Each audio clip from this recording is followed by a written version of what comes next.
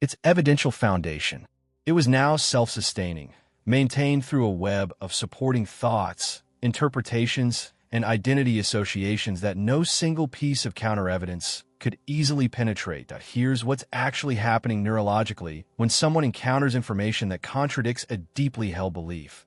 The amygdala, the brain region most associated with threat detection and fear response, activates. The same way it would if someone were physically threatened. Your brain doesn't distinguish cleanly between a threat to your body and a threat to your core beliefs. Both activate defensive processing, and defensive processing doesn't evaluate evidence neutrally. It evaluates evidence adversarially, looking for flaws, searching for reasons to reject, generating counterarguments with a specific goal of protecting the existing belief rather than updating it. This is why presenting evidence more clearly, more patiently, or more forcefully so often produces the opposite of what was intended. You're not encountering a person who hasn't yet heard enough information. You're encountering a person whose threat detection system has been activated by the act of contradiction itself. And a mind in threat detection mode is specifically configured to resist, not absorb. The phenomenon intensifies into what researchers call the backfire effect, when the challenge belief is closely tied to the person's identity. Not all beliefs carry the same threat level. A belief about which parking lot is less crowded on a Tuesday morning carries almost no identity weight. If you're shown you were wrong, you update easily because nothing about who you were was attached to that belief. But a belief about whether a particular group is dangerous, whether an institution is corrupt, whether a value system you were raised with is correct, these beliefs are woven into your sense of self.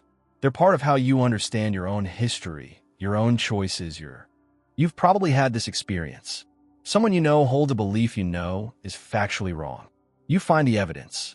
You present it clearly, calmly, maybe even generously. And instead of updating their position, they dig in harder. They find new objections. They reframe the original belief to accommodate the contradiction. They walk away more certain than when the conversation started. And you walk away baffled. Because the evidence was right there. Undeniable, specific, clearly presented. And it made things worse. This isn't a coincidence, and it isn't a quirk of particularly stubborn people. It's a predictable, documented psychological phenomenon that affects virtually every human mind, and understanding it reveals something important. The way most people try to change minds, by presenting better evidence, is often exactly the wrong strategy. Not because the evidence is wrong, but because the human brain was never primarily built to update beliefs based on evidence in the first place. That'll be why the end of this video, you'll understand the specific mechanism that explains why facts frequently backfire, why challenging a belief can strengthen it, and what actually works when you need to change a mind, including your own. Stay with this until the end, because the final section explains why this is getting measurably worse in the modern world. Not better, despite access to more information than any generation in history. But let's start with the foundational mechanism, belief perseverance. Psychologists define this as the tendency for a belief to remain intact even after the evidence that originally created it has been clearly refuted. It was first formally demonstrated in a series of experiments in the 1970s by Lee Ross and colleagues at Stanford, who showed that beliefs formed on the basis of evidence continue to persist even when participants are explicitly told that the original evidence was fabricated. The belief had already detached from community, your place in the world.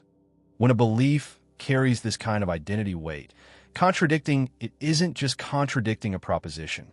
It's implicitly threatening the person's sense of coherence, the validity of past choices made on the basis of that belief, and their connection to the communities that share it.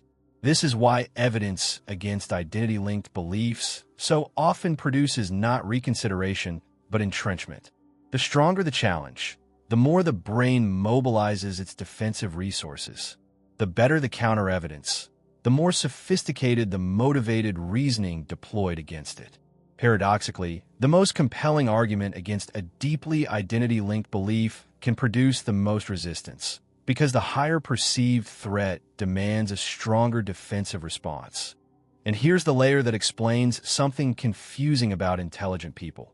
This mechanism is not correlated with low intelligence.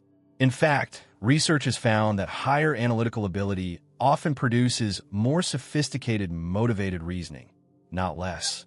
A smarter person defending a threatened belief has more cognitive tools available to generate plausible-sounding counterarguments, find technical flaws in evidence, and construct elaborate rationalizations. Intelligence doesn't protect against belief, perseverance, and backfire effects. It often amplifies them. If evidence doesn't reliably change minds, and if presenting it more forcefully tends to produce entrenchment, what actually works? The most consistently supported approach in the research literature is one that operates on the identity layer rather than the evidence layer. Instead of presenting counter-evidence directly, which activates the threat response, effective belief change tends to work by first creating a context in which updating the belief doesn't threaten the person's identity and may even be consistent with it. One specific technique is self-affirmation. Research by Jeffrey Cohen and colleagues has found that when people are given the opportunity to reflect on important personal values before encountering threatening information, they become substantially more open to updating beliefs because the affirmation reduces the threat level of the incoming information. When your sense of identity feels secure, a challenge to one specific belief feels smaller. It doesn't threaten the whole structure. This is why creating genuine connection, finding real shared values, and demonstrating actual respect before attempting to introduce contrary evidence is not just a social nicety. It's mechanistically necessary for the evidence to have any chance of being processed non-defensively. The second technique involves asking questions rather than making statements. A direct claim activates more defensive processing than a question that leads the person to reason toward the same conclusion themselves. The difference is agency. When someone reaches a conclusion through their own reasoning process, that conclusion doesn't carry the identity threat of having been handed to them by someone who was implicitly telling them they were wrong. This is why Socratic questioning, methodically asking what someone believes and what would need to be true for that belief to hold, tends to produce more genuine reconsideration than debate-style counterargument, even when both approaches are using the same underlying logic. Third, recognize that the goal of a single conversation is almost never to change a belief. It's to introduce enough genuine uncertainty that the person's own internal processing can begin working on the question when the social threat of the conversation is no longer present.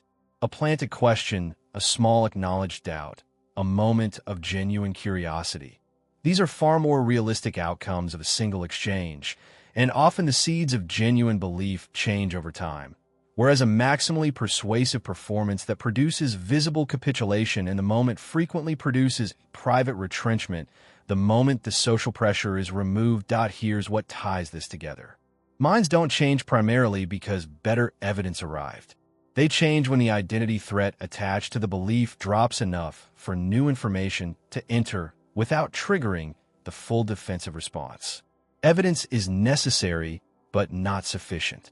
What actually determines whether it gets heard is the emotional and relational context in which it arrives. And understanding that context is what separates people who influence thinking from people who merely win arguments while changing nothing.